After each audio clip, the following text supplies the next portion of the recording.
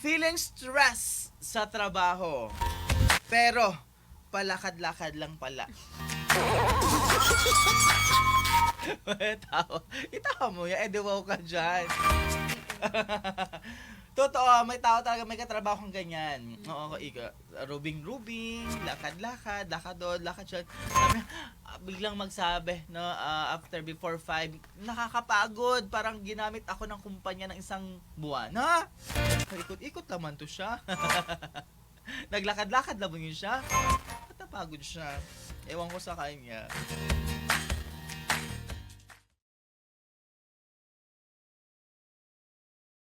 Sa lahat ito, sa lahat ng mga tao sa mundo. Ayan. Hugot! Sarap ng 8 hours na tulog.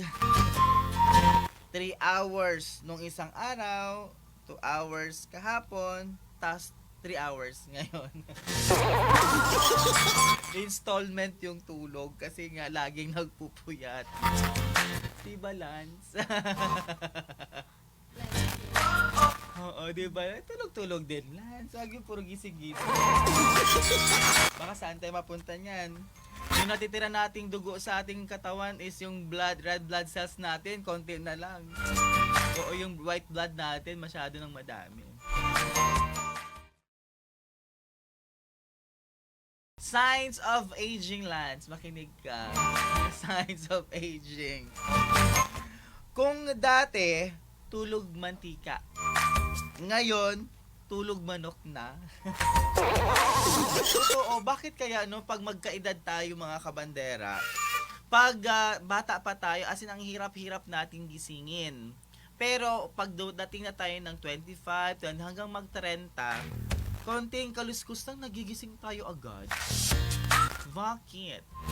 Anong meron? Hindi ko ito natanong sa teacher ko. Ito sa kasama ko, teacher din ito. Bakit kaya? Bilis yung adrenaline rush natin. Adrenaline rush daw. Sana all. May adrenaline rush. Motor skills siguro natin. So, kaya noon siguro. Or sadyang matanda ka lang talaga. Good morning! Sa trabaho, puro inuman ang topic. Pag sa inuman naman, puro trabaho naman ang topic. Di ba? Lance, umiinom ka ba? Hindi, so wala kang alam. I-enjoy mo na lang. Okay. Focus daw sa work. Pero, ang laman ng isipan. Makinig. Una, break time. Pangalawa, uwian. Pangatlo, payday. Pang-apat, day off. Pang-lima, bakasyon. Pang-anim, promotion. Pang-pito, bonus. Pang-walo, salary increase. Pang-siyam, mag-resign. At pang-sampo, buhay ng katrabaho. Totoo, may katrabaho tayong ganito. Akala mo very concerned sa'yo. Hinihimasukan ka na pala. Hindi na pala siya joke. Wow.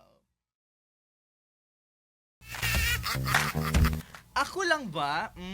Ako lang ba yung bago matulog, bibilangin ko muna kung ilang oras na lang ang itutulog.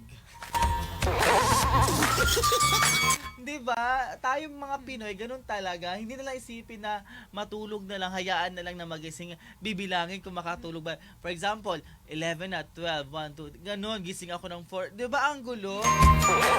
Nung pagbilang-bilang mo, napagod ka, nakatulog ka hanggang alas 12 ng tanghali. Kasi di ka nag-alarm. Nakalimutan yung alarm.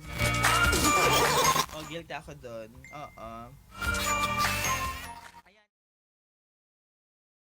Bahala na kung inaantok ako sa work. Ang importante, hindi ako absent. Oo, ito yung aking attitude talaga. Ako talaga ito, mga kabandera. Totoo naman, kahit inantok tayo sa work, kung inaantok tayo sa work, mga kabandera, itulog mo lang, at least pumasok ka. Wow. Eto, maganda to. Trending ito sa mga kakilala nyo, mga kabandera. Yung kachismisan mo noon, chinichismis ka na ngayon. Wow. Totoo yan. May kilala ako na chismis siya ng chismis, blah blah blah. Yung tipong meron siyang sinasabi doon sa isang tao na yun. Pero kalaunan, a few moments later, sila na magkasama, nagchichismisan din sila sa bawat isa. Di ba happy?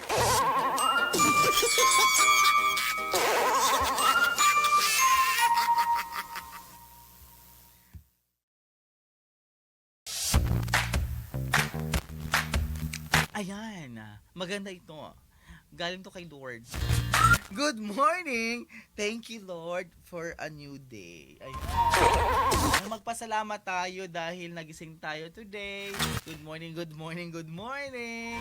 At binigyan tayo ni Lord ng blessing for this another day. Dapat yung pasalamatan natin, yung pagising natin sa umaga. Kasi yung mga blessings, kasama na yan doon pagising ng umaga, na-bless ka kaagad, at tuloy-tuloy na yan. Pangit yung pagising mo, bad trip ka kaagad. Wala ka na sa mood agad. Yung tipong, uy, wait lang, ito bakit marami agad na stress ka na kaagad, tsaka na ang gising mo. Ayan, so, wow.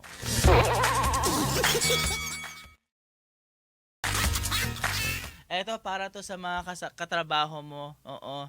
Ayan. Pagpasok pa lang ng trabaho, after tying in, after and everything, ang gagawin niya, daldal muna bago trabaho. Wow. Totoo. May katrabaho tayong ganyan. Daldal muna siya. After that, hanggang sa malapit na mag alas 12, mag-break na bago siya mag-work. Ilang oras na ang work niya? 30 minutes. Sabi, napagod ako. Biglang reklamo agad. Magreklamo yan. Pagod na pagod. Kasi nga, inubos mo lahat sa kakadaldal mo, yung energy mo. Pagod na pagod ka. Diba? Maganda to sa mga katrabaho din. Ayoko na. Magre-resign na ako. At inabot pa siya ng 10 years. Mag-resign na sana siya pero umabot siya ng 1 dekada. Yung tipo akala mo magre-resign na bukas, pero siya ang pinakamatagal na doon sa kumpanya nila. Ewan ko. Ganyan. Sobra na siya 10 years. Hi sa'yo. Hello. Ay, nako. Oo. Sarap siyang bagitin pero wag na lang. Hugot! Anong source ng energy mo? Ang sagot, ito ha. Ang sagot ko, pira. Pira ang source of energy ko. Totoo, lahat naman tayo, kahit walang baterya yung pera na yan, pag nahawakan mo yung pera, ma-energize ka talaga. Di ba, Lance? Kaperahan. Sa mga may pera dyan, share na.